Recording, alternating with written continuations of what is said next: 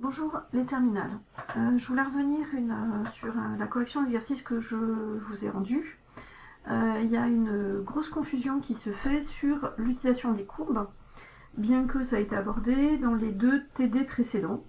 Donc, puisque la compétence n'est pas acquise, je refais une vidéo explicative.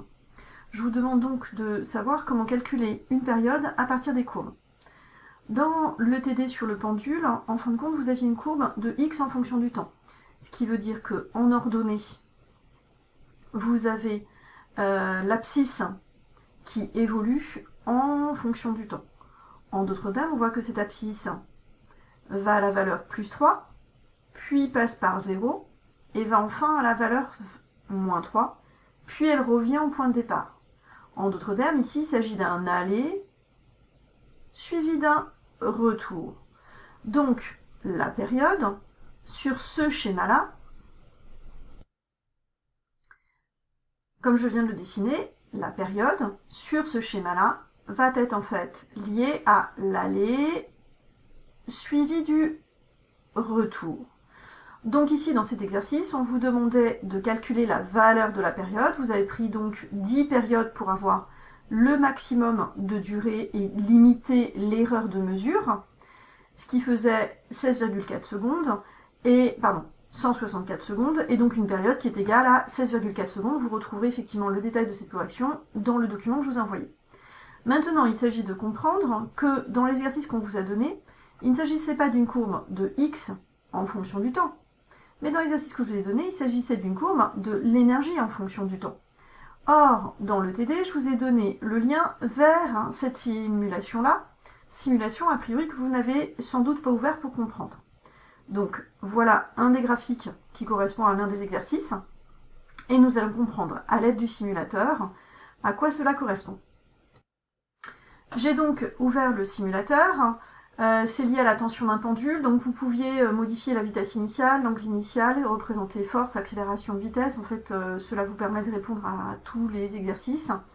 Ce qui m'intéresse, c'est en fait au niveau de, par exemple, son énergie potentielle. Donc l'énergie potentielle est représentée en rouge, et nous voyons qu'elle augmente et qu'elle diminue, ce qui veut dire que cette énergie potentielle oscille. Nous sommes sur un système conservatif, c'est-à-dire celui de l'exercice numéro 25. En d'autres termes, les forces qui apparaissent ne sont que la tension et le poids. Il n'y a pas de force de frottement, ce qui veut donc dire effectivement que n'ayant pas de force de frottement, le système est conservatif et l'énergie mécanique se conserve, donc elle reste constante.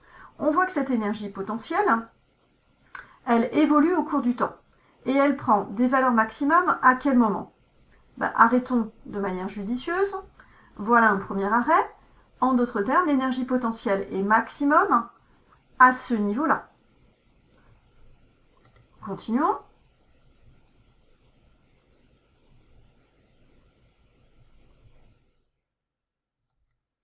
Et elle est maximum au niveau de l'autre côté. Mais attendez, je comprends pas. De passant de cette position-là à cette position-là, vous n'avez eu qu'une période? Ben non.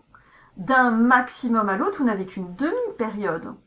À savoir que l'énergie potentielle passe par un maximum, puis par un minimum, position ici, puis remonte à son maximum en se retrouvant de l'autre côté. Mais là, je n'ai effectué qu'une demi-période.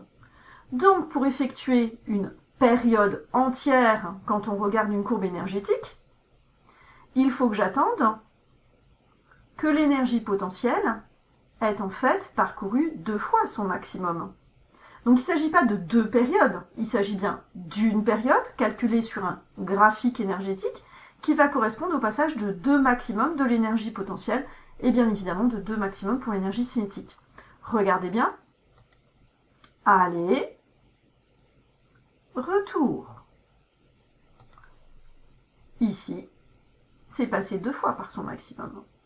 Donc si vous avez compris effectivement, revenons au texte.